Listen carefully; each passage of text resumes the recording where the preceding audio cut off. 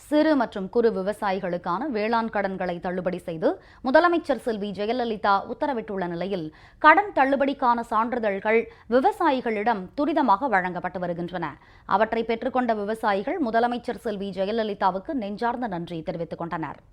6வது முறையாக தமிழகத்தின் முதலமைச்சர் செல்வி ஜெயலலிதா உடனடியாக தேர்தல் வாக்குறுதிகளை நிறைவேற்றும் வகையில் அனைத்து வீடுகளுக்கும் கட்டணமில்லா 100 யூனிட் மின்சாரம், 500 சில்லறை டாஸ்மாக் கடைகள் மூடல் உள்ளிட்ட 5 முக்கிய அறிவிப்புகளில் கையெழுத்திட்டார். மேலும் இந்த அறிவிப்புகளை உடனடியாக செயல்படுத்தவும் நடவடிக்கை மேற்கொண்டார்.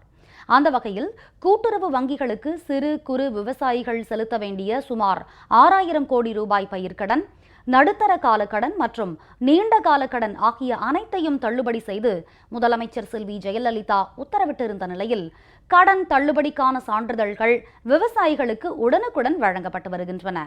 காஞ்சிபுரம் மாவட்டத்தில் முதற்கட்டமாக 25,280 விவசாயிகளின் 90 கோடியே 37 லட்சம் ரூபாய் மதிப்பிலான வேளாண் கடன்கள் தள்ளுபடி செய்யப்பட்டதற்கான சான்றிதழ்கள் வழங்கப்பட்டன.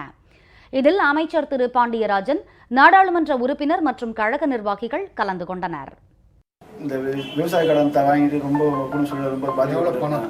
கிட்டத்தட்ட 1 லட்சம் ரூபாய்க்கு மேலே எங்கள் அம்மா தள்ளுபடி பண்ணதால எங்கள் குடும்பம் ரொம்ப மகிழ்ச்சியாக இருக்குது. முதலமைச்சர் அம்மா அவருக்கு மிகவும் நன்றி தெரிவித்துக்கிறேன்.